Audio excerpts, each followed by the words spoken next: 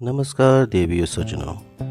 आज मैं बताने जा रहा हूँ श्री गणेश की मूर्ति का पूरा प्रोसेस मिट्टी से कैसे बनाते हैं और उसके बाद इसे कलर करने का भी पूरा प्रोसेस इस वीडियो में देखेंगे। तो हमारे साथ वीडियो पर बने रहिए। जो मित्रगण हमारे चैनल पर नए हैं प्लीज़ एक बार सब्सक्राइब ज़रूर करें और ज़्यादा से ज़्यादा लाइक भी करें। तो हमारे साथ वीडियो पर बने रहिए, आनंद लीजिए। वीडियो के अंत में आपसे अवश्य मिलेंगे।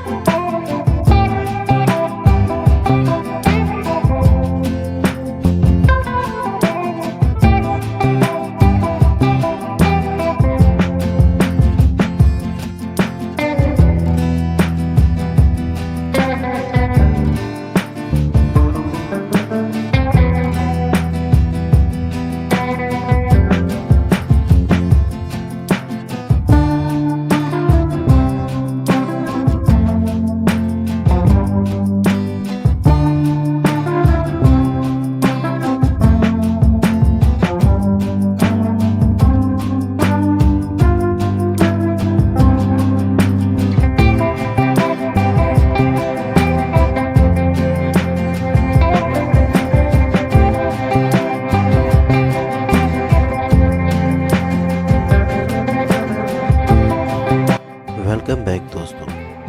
तो जैसे कि आपने देखा कि सारा प्रोसेस किस तरह से कंप्लीट हुआ है। उम्मीद है आपको ये वीडियो बहुत पसंद आया होगा। अभी तक आप मेरे चैनल को सब्सक्राइब नहीं किया है तो प्लीज़ एक बार सब्सक्राइब ज़रूर कर दें। तो ये सारा प्रोसेस आपने समझ गया होगा। इसी तरह से श्री गणेश की मूर्ति को सजावट करके अपने घर में स्थापित करें। जय श्री गणेश। तब तक नेक्स्ट वीडियो में आपसे ज़रूर मिलेंगे। मुझे इजाज़त दीजिए।